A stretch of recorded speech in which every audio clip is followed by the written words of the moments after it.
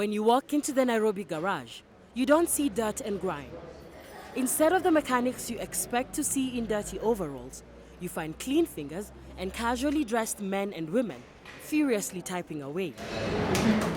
They are not fixing cars in this garage. But they just may be fixing something just as important to you. You see, Nairobi Garage is a tech hub where tech startups share working space.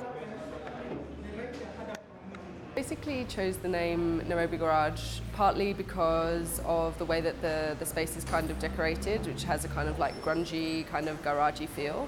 And then also kind of as a hint towards the idea that when you're in the space, you're kind of here to like fix things up, get things started, get things moving. And 27-year-old Hannah, a British expatriate, found that Kenya was conducive for entrepreneurship, especially for tech entrepreneurs. The East African nation was chosen as the first sub-Saharan African country to host the Global Entrepreneurship Summit. Here, Barack Obama encouraged business people to make their mark in the country and on the continent, citing examples that have showcased Kenya as Africa's Silicon Valley. This continent needs to be a future hub of global growth, not just African growth.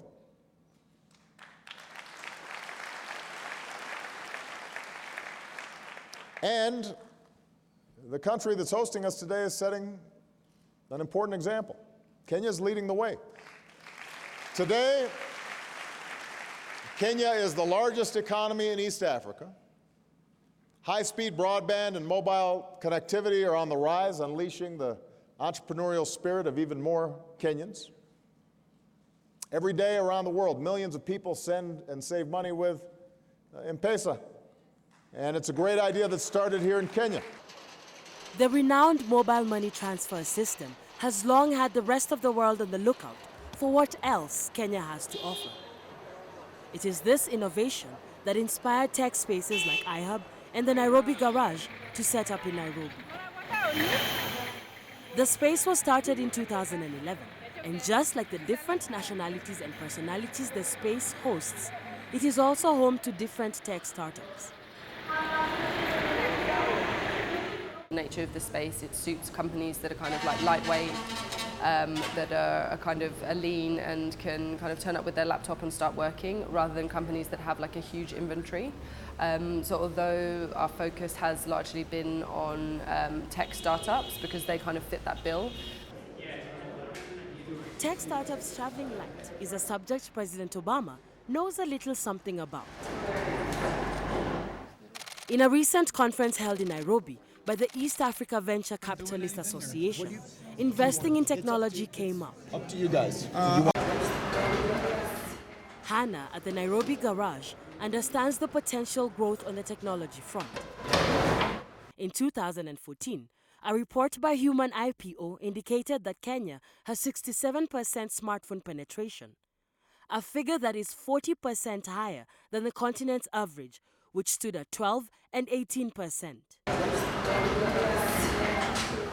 Internet connectivity is another growth-propelling factor. I think what sets Nairobi apart from other African cities is the internet infrastructure is really good here. Just general ease of doing business. It's quite easy to set up a company here. A lot of things, as long as you kind of know your way around, are pretty stress-free. There's not a huge amount of bureaucracy as compared to a lot of other African countries. The garage houses WeFarm, an app that allows farmers without internet to share knowledge. Pa Mobile, a mobile application that serves to increase the productivity of companies ranging from logistics, manufacturing, and banking. Dundo.com, a platform for musicians to sell their music. Yum.co.ke, an app that serves as a food delivery service, among other tech startups. Ladies and gentlemen, the presidents. Obama was certain that there's real opportunities for tech spaces in the country. From Zimbabwe to Bangladesh, citizens work to keep elections safe using crowdsourcing platform Ushahidi. And that's a great idea that started right here in Kenya. Here in Nairobi, startup incubators are nurturing new businesses every day, maybe some of yours, each with the potential to be the great next Kenyan innovation. His comments just might be the encouragement local entrepreneurs needed to invest in their own country. I would say one thing that's holding Kenya back is the lack of local investors that are investing in tech, and I think that if Kenya is really going to embrace this properly, it needs to have more buy-in from the local angels. At the moment, a lot of the people that are taking risks in the tech market here are. Kenya being the first sub-Saharan country to host a GES summit was not just a milestone for mainstream business. It was also the nudge that local techies need to take a chance on the future in Kenya.